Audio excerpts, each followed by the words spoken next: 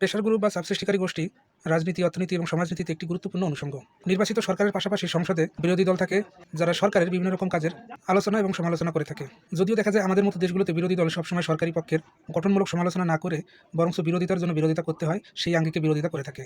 এবং সরকারের যে ভালো কাজগুলোতে উৎসাহ দেওয়া দরকার, যে কাজগুলোতে ভুল ত্রুটি থাকে সেই ভুল ত্রুটিগুলো ধরিয়ে দিয়ে সংশোধন করার জন্য প্রয়োজনীয় পদক্ষেপ নেওয়া দরকার, আন্দোলন গড়ে তোলা দরকার।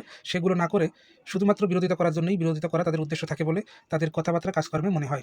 সরকারি দল বিরোধী দলের বাইরেও সাধারণ জনগণের পক্ষে কথা বলার জন্য এক বিশেষ ধরনের গোষ্ঠী থাকে। এরা নাগরিকের পক্ষে, নাগরিকের অধিকার আদায়ের জন্য, নাগরিকের মঙ্গলের জন্য, রাষ্ট্রের মঙ্গলের জন্য কথা বলে থাকে।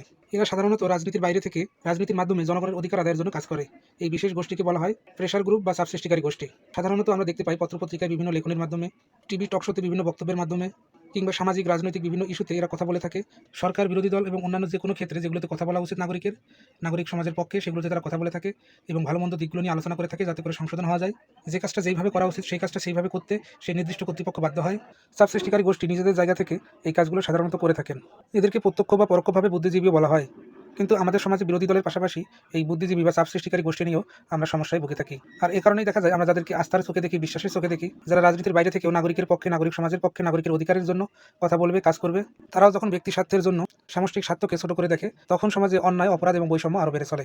আমাদের মতো দেশে যেখানে সাধারণ জনগণের নিজেদের পক্ষে কাজ করা, কথা বলার সুযোগ সুবিধা খুবই কম, এমনকি নির্বাচিত জনপ্রতিনিধি, সংসদ সদস্যের মাধ্যমেও তারা অধিকার ঠিকভাবে পায় না, সেখানে এই সাবসৃষ্টিকারী গোষ্ঠী, সুশীল সমাজ কিংবা বুদ্ধিজীবী যখন সাধারণ জনগণের কথা ভাবে না, সাধারণ জনগণের কথা বলে না, সাধারণ জনগণের পক্ষে আন্দোলন করে তোলে না, তখন সাধারণ জনগণ আরও অসহায় হয়ে যায়।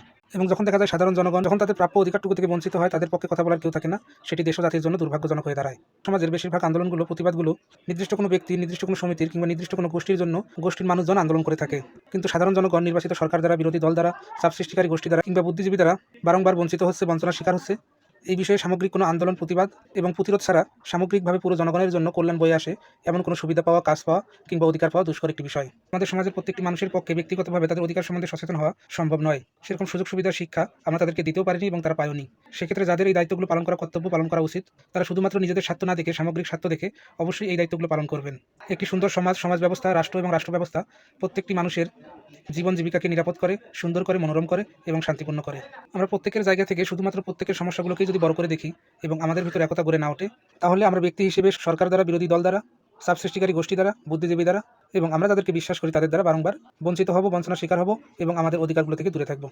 সাবসৃষ্টিকারী গোষ্ঠীর সক্ষমতা আরও বাড়ুক, সাধারণ জনগণের সক্ষমতা বাড়ুক, তারা নিজেদের অধিকার সম্বন্ধে সচেতন হোক এবং সামগ্রিকভাবে, সামষ্টিকভাবে সুন্দর, মনোরম, স্নিগ্ধ একটি দেশ ও জাতি আমরা উপভোগ করি। ধন্যবাদ, ভালো থাকবেন।